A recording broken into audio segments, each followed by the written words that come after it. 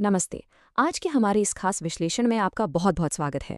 हम बात करने वाले हैं global Horizons India's strategic and diplomatic evolution की, यानी कैसे भारत वैश्विक मंच पर अपनी नई पहचान गढ़ रहा है।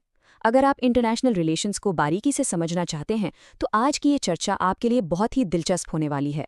अब सबसे बड़ा सवाल जो हम सबके दिमाग में आता है वो ये है कि एक तरफ कूटनीति, दूसरी तरफ रक्षा और साथ ही देश के अंदर इतने बड़े सुधार, भारत इन तीनों चीजों को एक साथ कैसे बैलेंस कर रहा है ना कमाल की बात।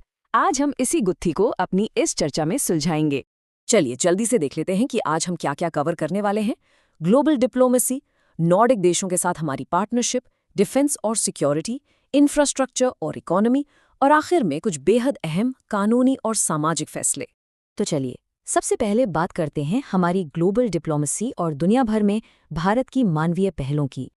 आपने हार्ड पावर और सॉफ्ट पावर के बारे में तो सुना ही होगा, राइट?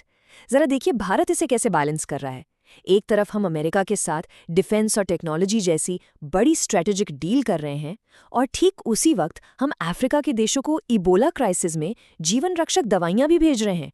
ये दिखाता है कि भारत अब सिर्फ एक ताकतवर देश ही नहीं बल्कि दुनिया का एक जिम्मेदार और भरोसेमंद साथी भी बन गया है। अब थोड़ा अमेरिका वाली बात की गहराई में चलते हैं। हमारे विदेश मंत्री डॉक्टर एस जयशंकर और अमेरिकी विदेश मंत्री मार्को रूबियो की मुलाकात में बहुत ही अहम मुद्दों पर बात हुई, जैसे artificial intelligence, nuclear energy, critical minerals की supply chain, strait of Hormuz में समुद्री सुरक्षा और हाँ, आतंकवाद। ये सिर्फ कागजी बातें नहीं हैं, बल्कि ये वो कदम है जो दुनिया भर में, खासकर पश्चिम एशिया में, भारत के हितों को पूरी तरह सुरक्षित कर रहे हैं। अच्छा, इस पूरी चर्चा में आपने एक शब्द नोटिस किया, क्रिटिकल मिनरल्स। अब आप पूछेंगे ये क्या होते हैं। सिंपल शब्दों में कहूं तो ये वो अनमोल संसाधन हैं जिनके बिना आज की मॉडर्न टेक्नोलॉजी और हमारी नेशनल सिक्योरिटी दोनों अधूरी हैं। भारत और अमेरिका मिलकर इनकी सप्लाई चेन सिक्योर कर रहे हैं। और हाँ, अगर आप एग्जाम्स की तैयारी कर रहे हैं तो इसे बिल्कुल नोट कर लीजिए, ये बहुत ही इंपॉर्टेंट टॉपिक है। कूटनीति से थोड़ा आगे बढ़ते हैं और फ्यूचर टेक्नोलॉजी और नॉर्डिक पार्टनरशिप्स की बात करते हैं। हाल ही में जो इंडिया नॉर्डिक समिट हुआ था, उसमें कुछ बहुत ही विजनरी अग्रीमेंट साइन हुए हैं। ग्रीन टेक्नोलॉजी, क्लाइमेट चेंज और जरा सोचिए 6G टेक्नोलॉजी पर जॉइंट रिसर्च। इसके अलावा एक्टिक रिसर्च पर भी बात हुई। लेकिन जो बात सबसे ज़्यादा एक्साइटिंग है वो है स्टूडेंट्स और प्रोफेशनल्स के लिए मोबिलिटी अग्रीमेंट। इसका सीधा मतलब है कि हमारे युवाओं के लिए नॉर्डिक देशों में नए दरवाजे खुलने वाले हैं। यहीं पर एक और अहम टर्म आता है, ब्लू इकोनॉमी। बेसिकली इसका मतलब है समंदर के संसाधनों का इस तरह से इस्तेमाल करना कि इकोनॉमी भी बढ़े और पर्यावरण को भी नुकसान ना हो। इंडो पैसिफिक रीजन में इसका बहुत बड़ा रोल होने वाला है और नॉर्डिक देशों के साथ हमारी पार्टनरशिप इसे काफी स्ट्रांग बनाएगी। अब जब हम फ्यूचर और टेक्नोलॉजी की बात कर ही रहे हैं तो जरा अपने पड़ोस पर भी नजर डाल लेते हैं। चीन ने अपना शेनज़ो 23 मिशन लॉन्च कर दिया है, और मजे की बात यह है कि इसमें पहली बार हांगकांग का एक एस्ट्रोनॉट शामिल है। उनका टारगेट है 2030 तक मून मिशन पूरा करना। तो आप समझ ही सकते हैं कि स्पेस और टेक्नोलॉजी के मामले में एशिया के अंदर रेस कितनी तेज हो चुकी है। खैर, स्पेस और टेक्नोलॉजी से वापस जमीन पर आते हैं। हमारा अगला टॉपिक काफी सीरियस है, डिफेंस, सिक्योरिटी और हमारी आत्मनिर्भरता। आजकल हमारी डिफेंस स्ट्रैटेजी मुख्य रूप से 3 पिलर्स पर टिकी है। पहला, हमारी टेक्नोलॉजिकल पावर, जिसे हमने अग्नि MIRV मिसाइल के सक्सेसफुल टेस्ट से साबित किया। दूसरा, आतंकवाद पर सीधा और कड़ा एक्शन, जैसे कि हाल ही में हुआ ऑपरेशन सिंदूर। और तीसरा, हमारा मेक इन इंडिया इनिशिएटिव। अब हम सिर्फ हथियार खरीद नहीं रहे, बल्कि अपने देश में खुद बना भी रहे हैं। और अगर आप इन तीनों बातों को जोड़कर देखें तो मैसेज बहुत ही क्लियर है। भारत की जीरो टॉलरेंस डिफेंस पॉलिसी, मतलब नेशनल सिक्योरिटी के मामले में अब कोई कॉम्प्रोमाइज नहीं होगा। ऑपरेशन सिंदूर इसी सख्त रुख का एक बहुत बड़ा और स्पष्ट सबूत है।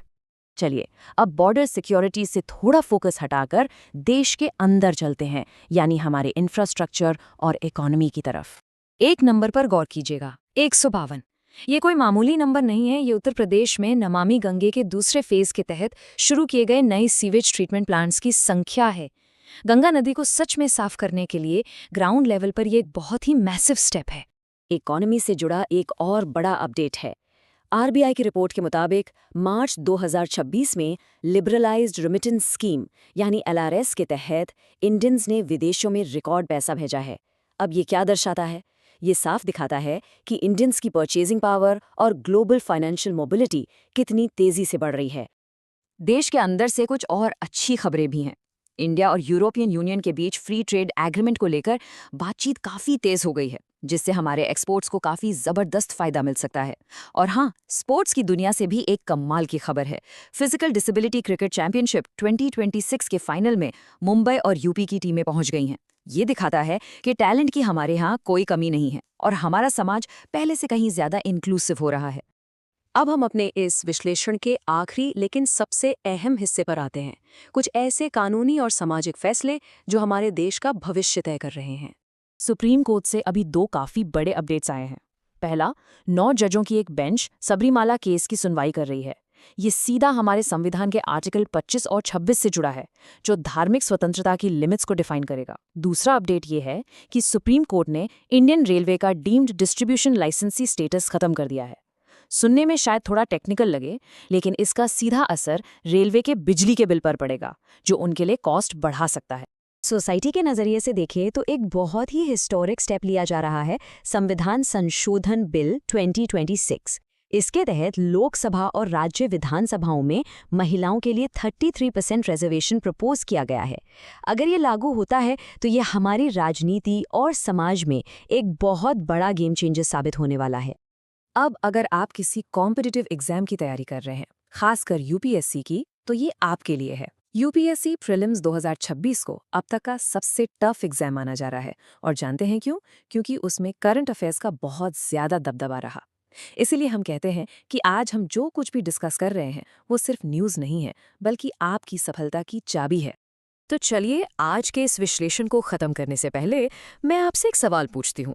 जरा सोचिए, यूएपीए कानून का सेक्शन 43D5 आखिर किस चीज से डील करता है? ये आजकल काफी ज्यादा चर्चा में बना हुआ है। और इसका सही जवाब है आतंकवाद से जुड़े मामलों में बेल यानी जमानत के बेहद सख्त नियम। सुप्रीम कोर्ट अभी इस पर काफी गहरी सुनवाई कर रहा है। यह हमें सोचने पर मजबूर करता है कि आखिर एक डेमोक्रेसी में नेशनल सिक्योरिटी की जरूरत और एक आम इंसान के लीगल राइट्स के बीच बैलेंस कैसे बनाया जाए। खैर, सोचने वाली बात तो है। आज के इस विश्लेषण में मेरे साथ जुड़ने के लिए आपका बहुत बहुत शुक्रिया। उम्मीद है आपको काफ़ी कुछ नया जानने को मिला होगा। तो मिलते हैं अगली चर्चा में, तब तक के लिए सीखते रहिए।